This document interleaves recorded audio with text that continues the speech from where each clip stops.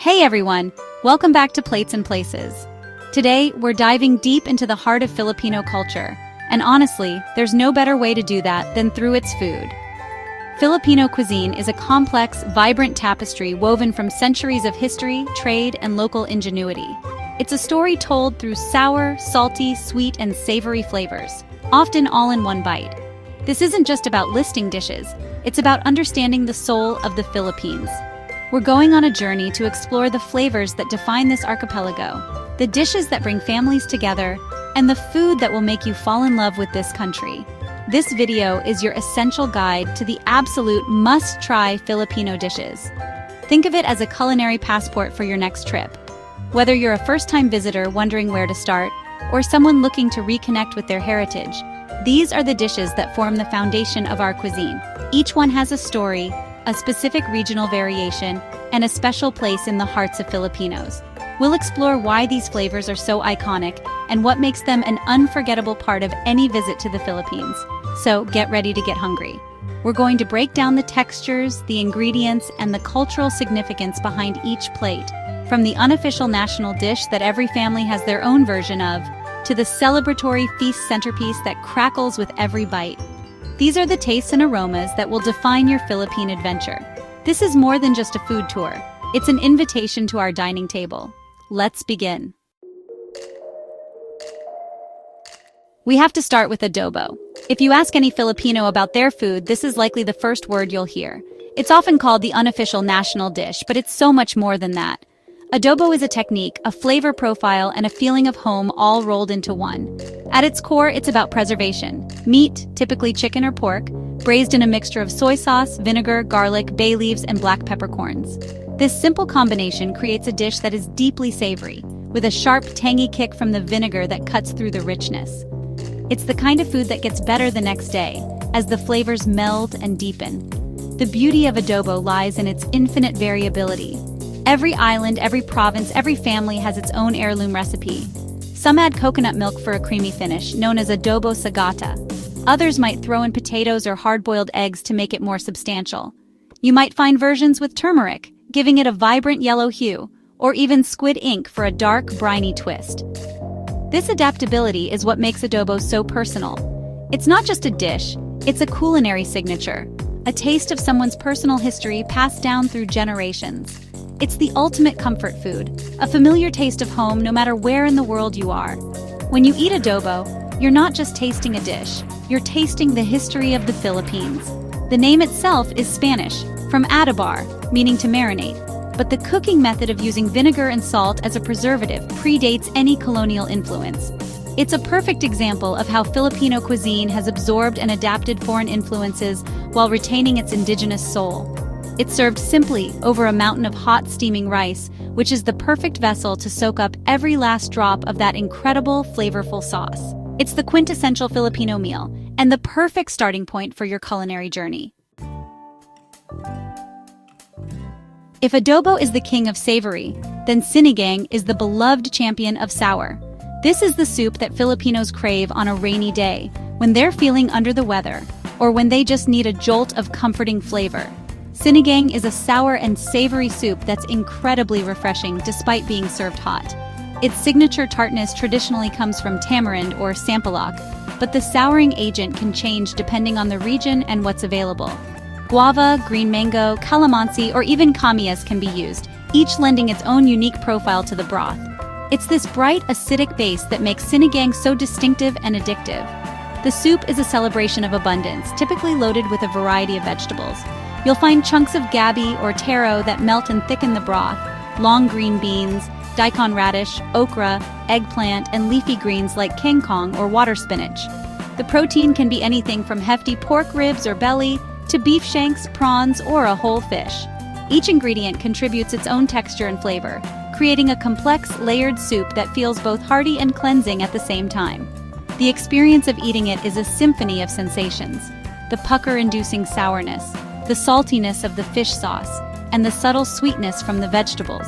Eating sinigang is a full sensory experience. You see the steam rising from the bowl, you smell the sharp, fruity aroma of the broth, and you feel that immediate, comforting warmth as you take your first sip. It's often served with a small side of patis, sometimes with crushed chili, for dipping the meat and vegetables, allowing you to customize the saltiness to your liking. It's a dish that wakes up the palate and soothes the spirit. For many, sinigang is the taste of a Filipino mother's love in a bowl, a cure-all for any ailment and an essential part of our culinary identity. There's no bigger statement at a Filipino celebration than a whole roasted pig, the lechon. If you see a lechon at the center of the table, you know it's a special occasion. A fiesta, a wedding, a baptism, or Christmas. It's the undisputed king of party food.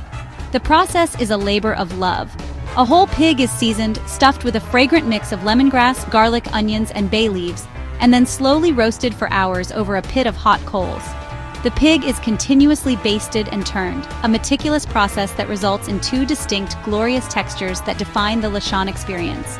First, there's the skin. This is what people fight over. It's a masterpiece of culinary alchemy, impossibly thin, brittle, and glossy, shattering into salty, porky shards with a resounding crackle when you bite into it. It's pure, unadulterated bliss. Then, underneath that perfect skin is the meat. Because of the slow roasting process, the meat is incredibly tender, juicy, and infused with the aromatic flavors of the stuffing inside. The contrast between the crispy skin and the succulent, flavorful meat is what makes lechon so legendary. It's a dish that commands attention and brings everyone together. While the concept of a roasted pig is found in many cultures, the Filipino lechon, particularly from Cebu, is often hailed as the best in the world. The Cebuano style focuses on seasoning the pig so intensely from the inside out that it requires no sauce. However, in other regions, lechon is often served with a thick, sweet, and tangy liver-based sauce that complements the rich pork perfectly. Whether you eat it on its own, with the sauce, or stuffed into a pandesal for a quick sandwich the next day, lechon is more than just food. It's a symbol of generosity, community, and joyous celebration. Now we move to a dish that is as unique in its flavor as it is in its texture. Kare. This is a thick, savory Filipino stew with a flavor profile that is completely distinct from the sour and salty dishes we've discussed. Its defining characteristic is its sauce, a rich and creamy concoction made from ground toasted rice and peanuts. The color is a vibrant, earthy orange, and the aroma is nutty and deeply comforting. It's a dish that showcases the Malay influence in our cuisine, where peanut sauces are a common feature. It's thick, it's luxurious, and it's utterly delicious. Traditionally, kare is made with oxtail, which is slow cooked for hours until the meat is fall off the bone tender and the collagen has rendered down, adding an incredible richness to the stew. However, you can also find it made with beef tripe, hocks, or even seafood. A medley of vegetables is added to the pot, typically banana blossom, string beans, and eggplant, which absorb the flavor of the peanut sauce while providing a wonderful textural contrast. The dish itself is intentionally undersalted, which might seem strange at first, but there's a very important reason for this. Kare is never, ever served alone. Its indispensable partner is bagoong alamang, a pungent and salty fermented shrimp paste. You take a small amount of bagoong and mix it into your spoonful of kare and rice, creating a perfect bite that is sweet, nutty, savory, and powerfully salty all at once. It's this interplay between the rich, mild stew and the sharp, funky condiment that makes the dish so brilliant. It's a culinary experience that requires participation, allowing you to season each bite to your own preference. It's a testament to the Filipino love for complex flavor pairings. No Filipino birthday celebration is complete without pancit. These stir-fried noodle dishes are a staple at any gathering, deeply ingrained in our culture with a symbolic meaning rooted in Chinese influence. The word pancit comes from the Hokkien pian isit, which means something conveniently cooked. But more than convenience, pancit symbolizes long life and good health, which is why it's a must-have on birthdays. The long noodles represent a long life, and you're not supposed to cut them as you eat. It's a delicious tradition that everyone happily partakes in. The world of pancit is vast and incredibly diverse. It's more of a category than a single dish. There are countless regional variations, each using different types of noodles, ingredients, and cooking methods. Perhaps the most common is pancit canton, which uses thick egg noodles similar to lo mein, stir-fried with slices of pork, chicken, sausage, shrimp, and a colorful array of vegetables like carrots, cabbage, and snow peas. Another popular version is pancit bihon, which uses very thin, delicate rice noodles. Then there's pancit palabok, with its bright orange shrimp-infused sauce, topped with crushed chicharron, smoked fish flakes, and hard-boiled eggs. Each variety of pancit tells a story about its place of origin, using local ingredients and flavors. From the soupy pancit molo of Iloilo to the habab-style pancit of Lukban, eaten straight from a banana leaf without utensils. A squeeze of calamansi, our native lime, is almost always served on the side, adding a bright citrusy note that cuts through the richness and ties all the flavors together. Pancit is the ultimate party food. It's easy to share, it's filling, and it carries a beautiful message of hope and longevity. It's a delicious expression of Filipino hospitality and well wishes. So there you have it, 5 pillars of Filipino cuisine. From the comforting embrace of adobo and sinigang to the festive spirit of lechon, the unique richness of karkar, and the celebratory hope of pancit. This is, of course, just the beginning. The culinary landscape of the Philippines is as diverse and beautiful as its 7,000 islands. Each region, each town, and each family has its own treasures waiting to be discovered. This list is your starting point, an invitation to explore a world of flavor that is bold, complex, and full of heart. Food is the most accessible part of any culture, and I truly believe that to understand the Philippines, you have to taste it.